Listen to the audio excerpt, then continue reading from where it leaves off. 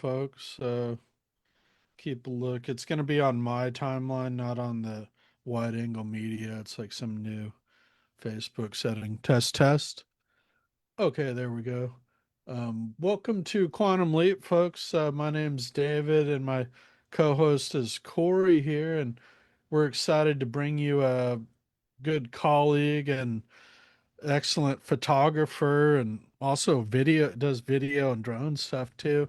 But first, I want to just introduce my co-host Corey. If you don't mind introducing yourself, and if you want to give a testimonial for David, you're welcome to. All right. Yeah, I am Cory and I, and I am the partners coach. So I work with business partners who want a great business relationship as well as a great relationship with their firm. Um, I've worked with David in the past, but mostly he's done work for me with my clients, and they always love the work they do as just as much as they like working with David Kirsten. So the two Davids are great and valuable resources in many ways. Yeah, thanks. I'm just making sure I share this live here, and I'll just say that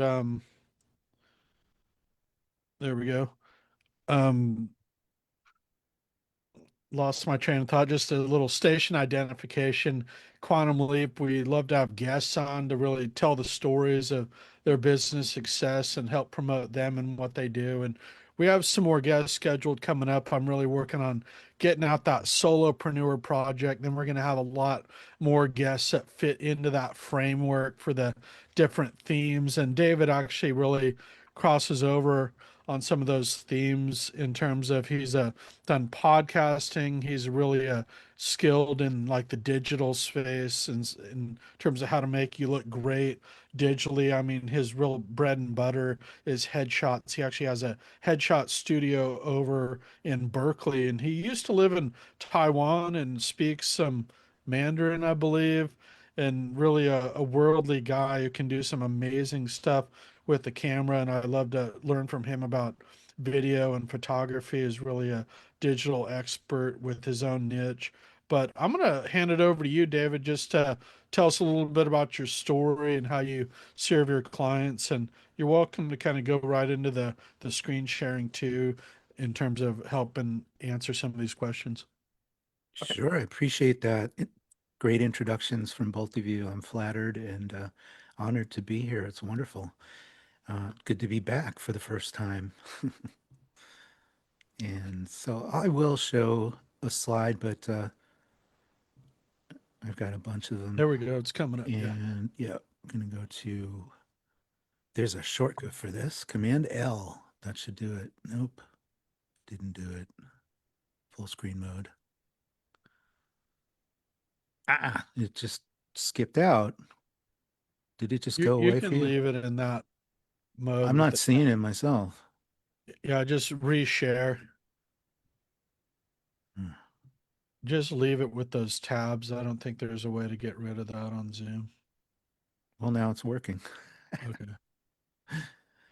All right, this is just well from my little introduction. You can view a photo of me on a recent shoot for an architectural firm that we all know and love, and made a little studio out of a corner office building area in Oakland. Uh, didn't dare put my backpack down with my gear, as you can see, because it was downtown Oakland. But you can make a photo studio out of anything, and this is a nice little setting. So we did some outdoor headshots there. Um, so yeah, I come to photography from a sports background, and as a former athlete, I like to call myself a sub-elite athlete. I trained and lived like someone with aspirations to be a pro, but my body didn't agree with that, and I just never reached the level where I could be a pro triathlete. But it was kind of my life for a while. I ended up coaching triathlon in Taiwan, and then from there I went to photography, and it was just really because I love triathlon and I love sports so much. It allowed me a means to get really inside what makes an event, what makes a setting, what makes the color and the quality, the character of wherever you are in your photographing, you're trying to express that. And I was working as a photojournalist, and my images were accompanying stories about the races and about the places where the races were held. And that really kind of defines who I am as a photographer because it gave me all the tools I really need. And it also helped me develop my love for working with athletes as portrait subjects as well. Especially, that's really something I especially enjoy and love. But I wanted to touch on something here, if this Zoom will let me. Yeah, this is an example in my early days of something that I would do anything um, to get a cool shot and try and show something about my subjects. So this is a wedding engagement portrait that I did, and I think it's probably atypical, right? I was literally down the pavement was scalding. I had to get out a blanket from the trunk of a car and shot this at super wide angle, which isn't typical for portraits, but the subjects love this, the couple. I do love the energy that that kind of wide angle brings when it's up close. A lot of people don't, it's kind of a key tool in the toolbox there. Yeah. Yeah. Yeah, it's not typical to use a super wide angle as a portrait lens, right? Um, but I wanted to get into something that it's been on my mind a lot, and uh, it's a subject that I'm really bringing up in conversations whenever I have a chance to talk about photography lately, and I find it redefining my mission, and that is authenticity. So what is this? This is, as you know, Vladimir Guerrero Jr. is in the World Series right now, representing the Toronto Blue Jays. That's his father, Vlad Sr., who's a Hall of Famer, formerly with the Expos and Angels. And this is a really cute photo when Vlad Jr. was 3 years old. He got on the field. He wasn't supposed to be there. And his dad was acknowledging the fans, and he just imitated his dad and lifted his helmet up. Well, in today's day and age, in our environment, with all the influx of AI going on, people are actually out there saying, this is fake, this is AI. That's a crazy world we're living in, right? The photographer has the original digitals of this, and this was printed all across the media. But people were so prone to say, oh, that's AI, it's fake. And so it really brings to mind what is authentic and what rings true to people.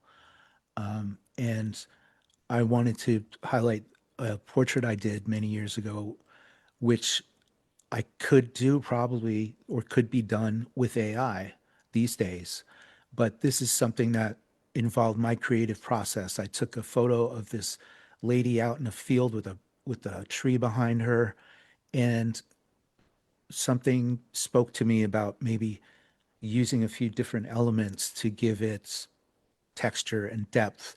And it took an entire day to come up with these various elements and composite them together, where I actually had taken a picture of an old Vespa, and the saddle had rotted out, and that was the foam underneath the seat. And I textured that in there and everything. So this is like way before AI, and it's still an authentic type of portrait. And so that's something that I think rings true with people rather than something you just press a button and you create. Um, One direction I like to go in is uh, what I call headshots plus, and that's really bringing out more of who someone is.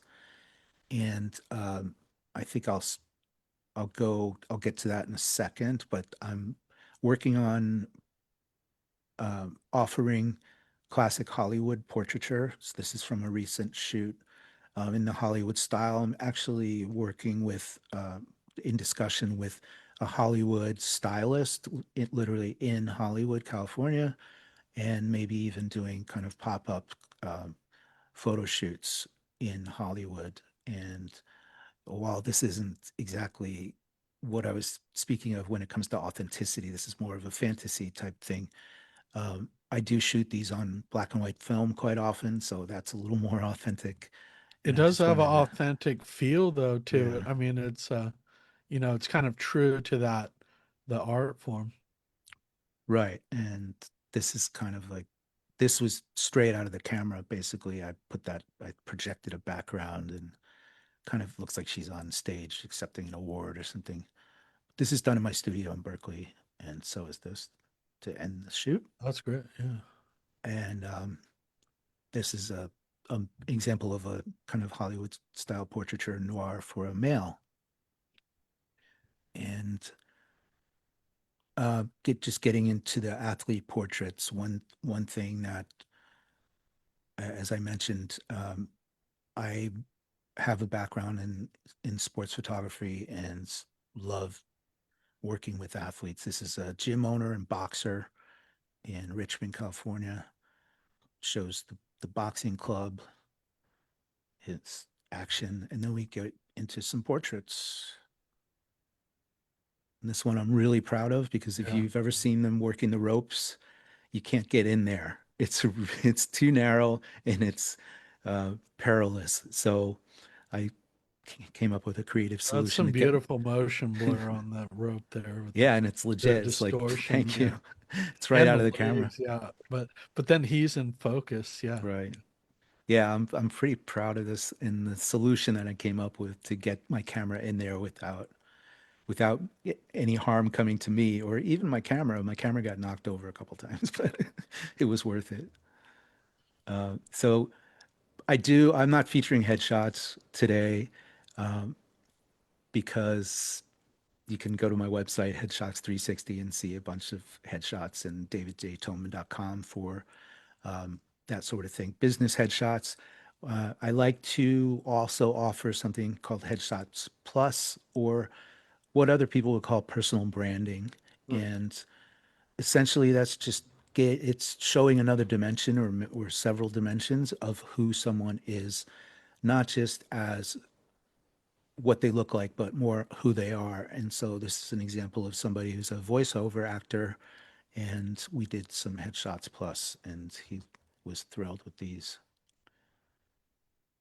There are regular headshots of him, but I couldn't find them, so that's all I that's all I came up with to share, really. So um, most people call this style personal branding, and I think it's really important as a way, getting back to authenticity, a way to show who you are and what you're about. And it's an opportunity to get creative and to get real too. So a portrait can involve anything. It doesn't even have to have the subject in it. You can do a portrait of somebody with just their personal effects or letters they wrote or postcards they received. And so that's what really excites me. And I just love working with small business owners. It's kind of limiting in some ways when we don't go full corporate, but it's really creatively what I love to do, and I love the collaboration and the back and forth with people. It's really what keeps me going as a photographer.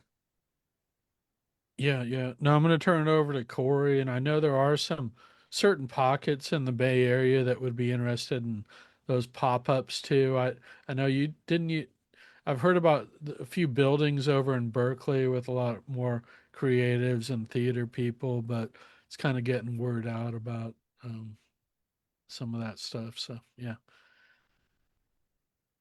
Corey, do you have any thoughts on the branding stuff, or feel free to ask No, I think another it's great. question. As you said, it talks about, creating that authenticity, and once you kind of understand your why, it makes it easier to then bring that out visually. Some of us are, I think most people respond to things visually, but a lot of us don't really think about how to get our clients to respond to the visual aspects.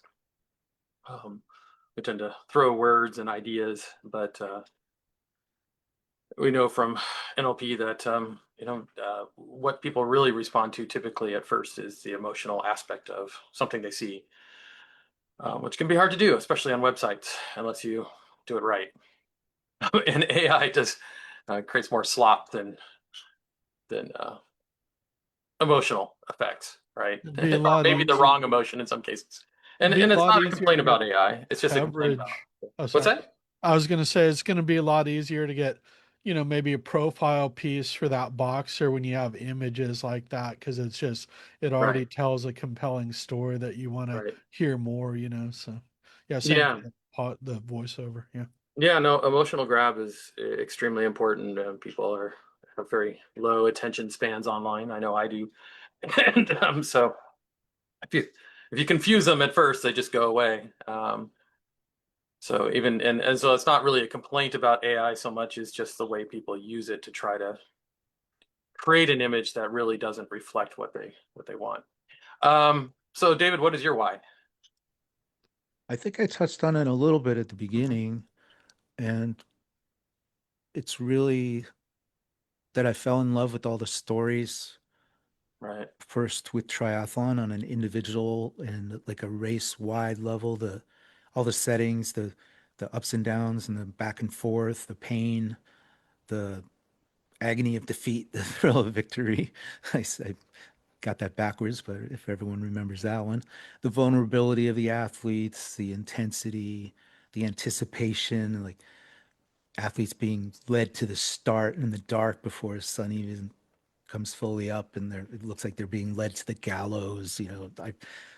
Um, so that was really it at first, and that passion for the for getting inside those stories expanded to my interest in the individuals as athletes and people, and then I fell madly in love with portraiture, and I just love that dynamic of really getting something out of people that they maybe didn't even expect. But I would say my mission is to treat people well, carry myself with confidence, and show, don't tell, to influence people aspirationally rather than telling them what to think or how to feel. And I want to make people, the subjects themselves, feel better about themselves and celebrate their best qualities. Yeah, great. And what are some types of business owners who would benefit from improved headshots, digital images, personal branding, the type of work you do? Yeah, mostly, as I said, small businesses for more customized and individual missions, um, any size business for headshots, team images, website marketing, event photography, that kind of thing.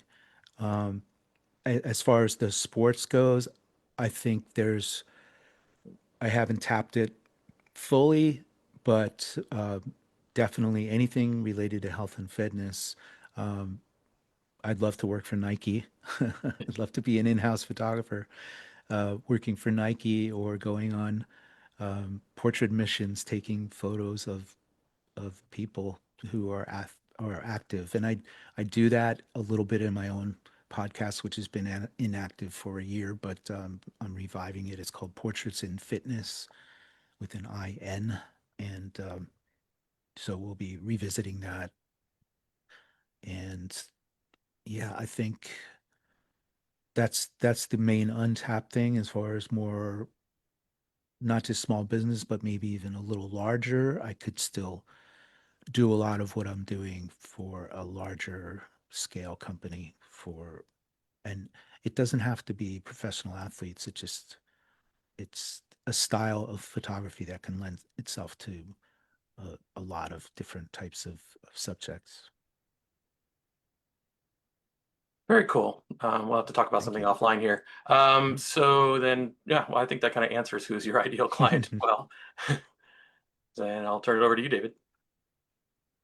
Yeah, no, that's all I have. We can wrap up early, and what we'd love to have you back once we get some more of those topics that we're discussing on podcasting, and maybe if you get a new set of images from the pop-ups or athletes.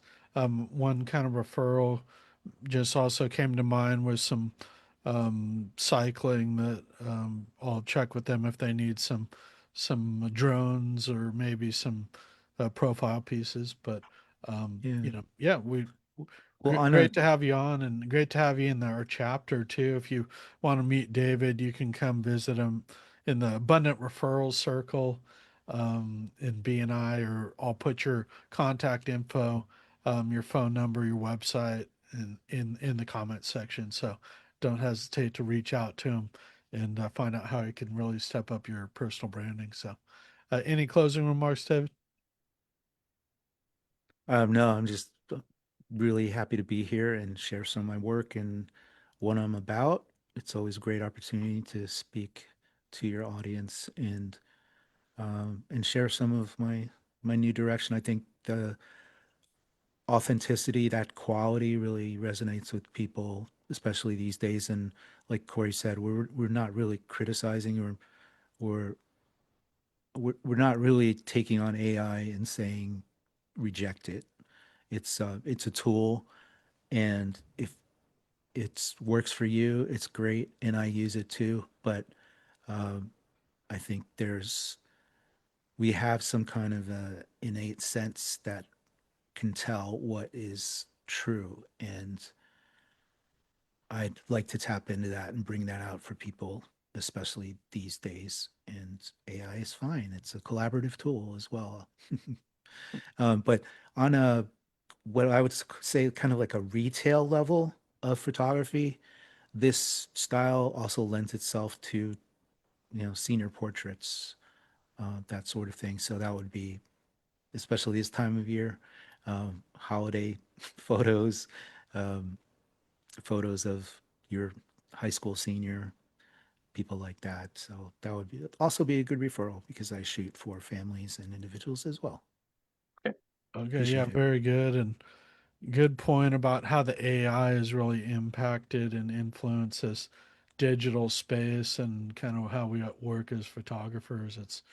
I feel like it's accelerated a lot of those trends and completely changed it in a lot of ways, as you say. So, very good. Well, yeah, we'll have you back next year. When we continue kind of our discussion on some more drilling down on some of these topics and get some updates on your work at that time. So, but otherwise, thanks for joining us, everyone, for this segment of Quantum Leap. We're off next week. I think we're back in 2 weeks. So, David, Cory, and David signing off. Thanks.